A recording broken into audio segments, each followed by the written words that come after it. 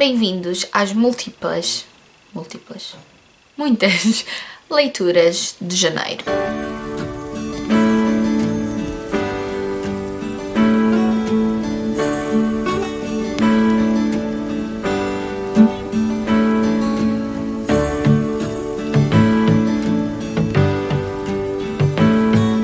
Janeiro de 2022 chegou e foi-se, e consigo trouxe muitas leituras.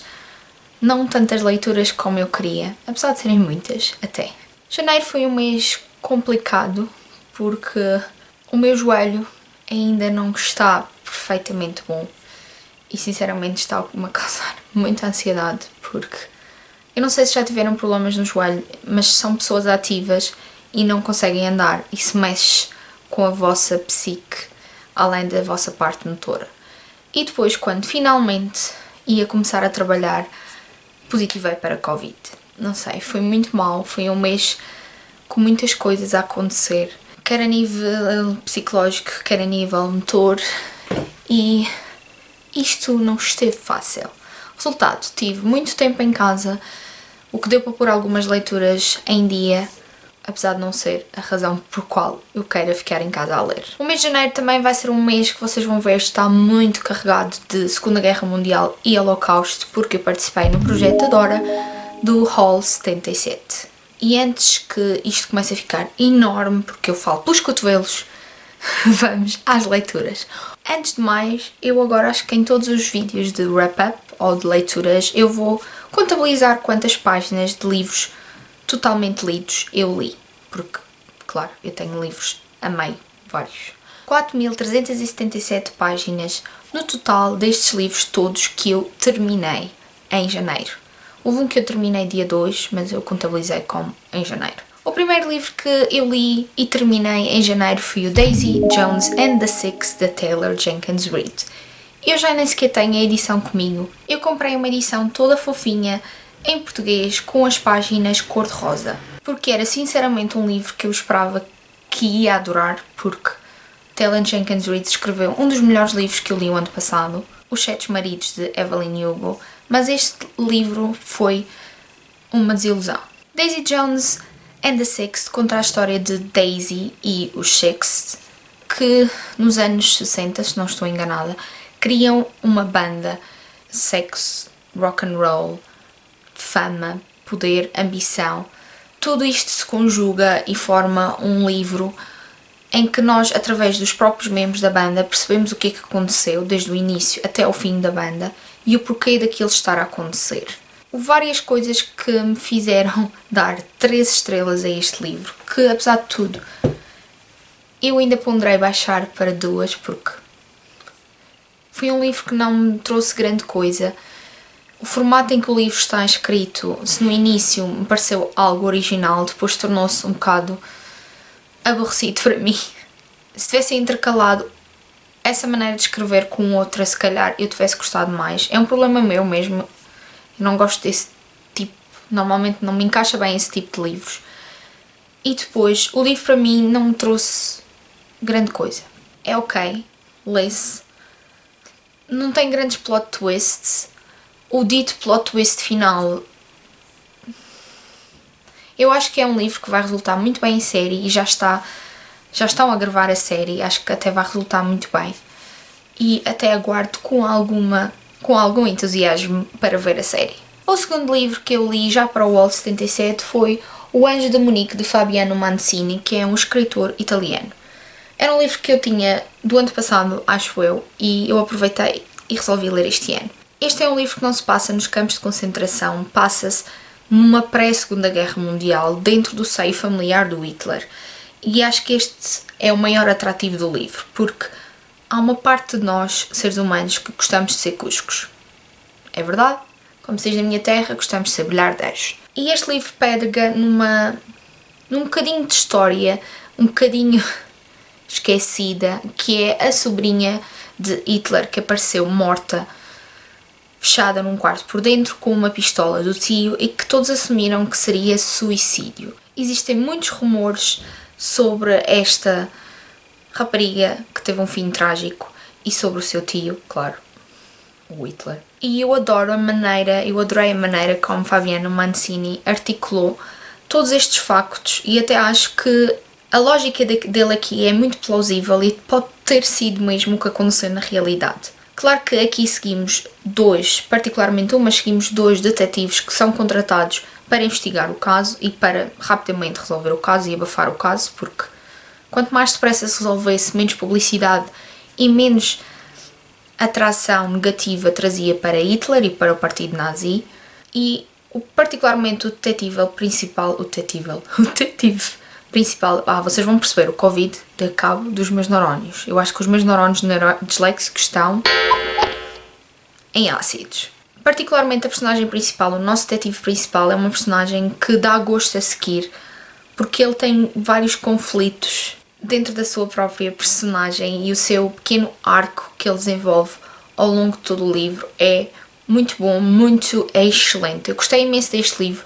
A única questão que não me fez dar as 5 estrelas, acho que isso foi o que pesou mais para mim, foi o final. Não que o final não seja bom, porque é. Eu dispensava aquele conflito habitual entre o vilão e o bom e a enumeração de razões. Isso faz-me um bocado de confusão. Eu gosto muito de ler nas entrelinhas e não ver tudo chapado no livro. Sabendo que em janeiro ia ler Holocausto e o ano passado eu fiquei muito exausta porque li vários livros do Holocausto seguidos e este tema drena muito de mim, especialmente em livros que se passam nos campos de concentração, porque me faz uma confusão maluca o que os seres humanos faziam aos outros e ainda fazem.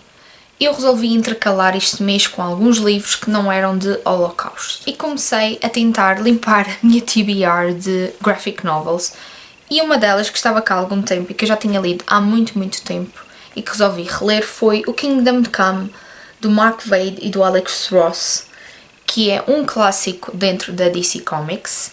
Esta é uma edição deluxe, tem várias extras, incluindo introduções dos escritores e sketches. Tem uma arte muito bonita e parte da premissa que num futuro não muito distante a maior parte dos nossos heróis mais conhecidos, como o Super-Homem, a Mulher Maravilha, o Batman, estão todos numa fase de reforma. Batman, não posso ter isto, isso é spoiler. Ia dizer um spoiler tão grande. Está numa base de reforma, dado um evento que aconteceu, e a Liga da Justiça, que era constituída por estes heróis lendários, acabou por se distanciar um bocadinho da situação. E neste futuro não tão muito distante, os atuais heróis tornaram-se demasiado impetuosos, demasiado violentos, quase tanto como os vilões. É então que surge algo que leva os antigos heróis que estão na reforma a voltar ao ativo. Este é um cómic, é verdade, mas há muitas nuances, muitas discussões éticas dentro deste livro e nós temos de ver além das grandes personagens, dos grandes nomes, do Super-Homem, da Mulher Maravilha, para nos apercebermos que este livro tem muita filosofia e tem temas ainda muito atuais, como o racismo, a xenofobia, e é um livro que nos faz pensar, se nós olharmos além da história dos super-homens. Eu li este livro na altura, acho que era adolescente, jovem, muito mais jovem pelo menos, e não apanhei isso tudo, não apanhei todas essas nuances, e nesta releitura apanhei, por isso é um cómic que lhe dou 5 estrelas. Continuando nessa cena de desanuviar um bocadinho, eu li um romance de época, Uma Lady Escandalosa, de Sarah MacLean, que é uma novidade. Este livro foi um desastre, desde o princípio até o fim. Sarah MacLean tem muita fama e é das escritoras de romance de época mais famosas que vocês podem encontrar neste género. Ela nunca fez clique comigo, pelo menos aquele clique estrondoso, pelo menos para já. E este livro começa uma nova série em que encontramos Cecily, que pelos vistos já era mencionada numa série anterior que eu ainda não li, que tem 5 irmãs, todas muito feministas, muito para a frente em relação àquele tempo. Isto seria tudo muito louvável se a escritora não repetisse isto até a exaustão. É um livro muito repetitivo, um livro que eu revirava os olhos cada vez que ela repetia coisas, nomeadamente as 5 irmãs, nomeadamente como Cecily era aventureira, como Cecily era isto, como Cecily era aquilo, como...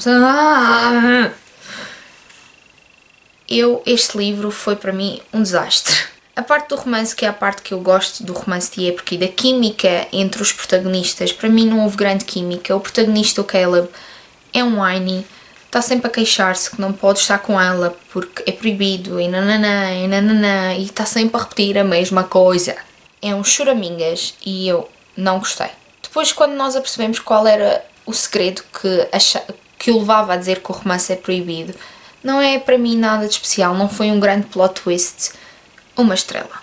Foi o pior livro que eu li em janeiro, tanto que ele está aqui neste wrap-up, mas ele já tem uma nova dona e vai direitinho para uma caixinha de cartão e de viagem para o outro lado. Depois do desastre que foi aquele livro, eu não voltei a pegar em mais romances de época porque até estava com um bocado de medo. E li A Biblioteca de Paris, de Jonathan Squillian Charles. Esta é a história de Odile Souchet, uma rapariga que em 1939, numa Paris que está à beira de ser invadida pelos nazis, decide que quer trabalhar na Biblioteca Americana de Paris e tornar-se bibliotecária. Sempre foi o seu grande sonho e Odile é uma mulher de muita força que nós aprendemos a admirar. Este livro tem duas narrativas, a de Odile em 1939 e a de Odile em 1983, nos Estados Unidos da América, mas que não se foca tanto em Odile e mais em Lily, uma criança que está a passar por uma fase difícil. Este é um livro com ficção histórica no seu melhor, é um livro com duas narrativas que para mim são igualmente atrativas, mas realmente a de 1983 merecia um bocadinho de mais ritmo. Não deixa de falar do poder dos livros, do poder da palavra e da capacidade do ser humano de ultrapassar momentos difíceis e momentos complicados. Dei-lhe 4 estrelas.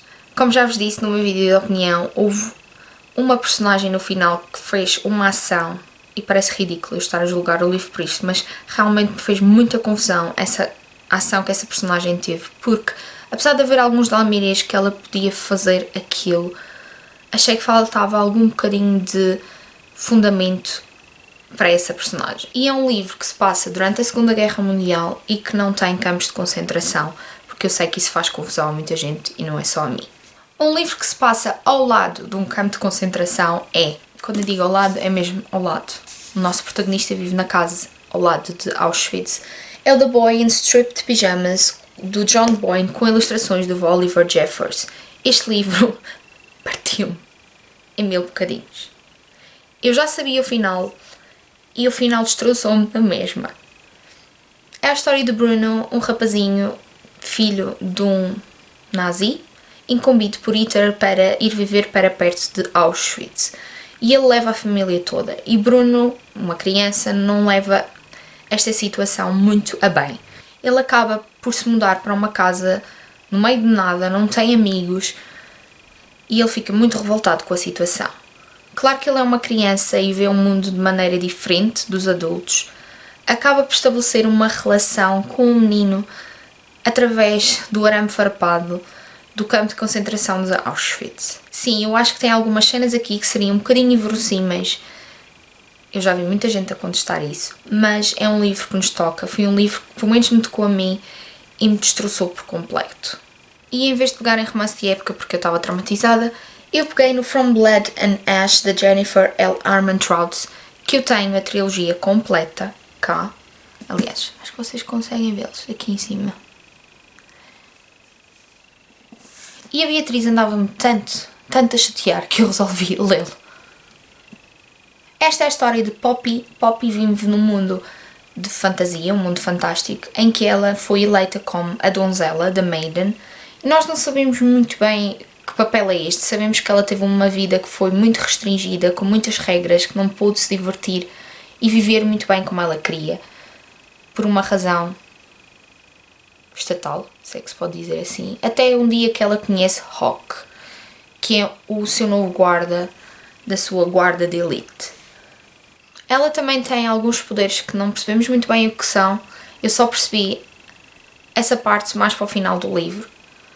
Acho que essa é a parte que Jennifer Armentrout podia trabalhar mais, a parte de construção do mundo, a parte da fantasia, porque este livro é muito romance-driven, é muito a favor do romance entre as personagens, e não tanto a favor da fantasia. Existe um grande desequilíbrio entre o romance e a fantasia. A balança pende muito mais para o romance.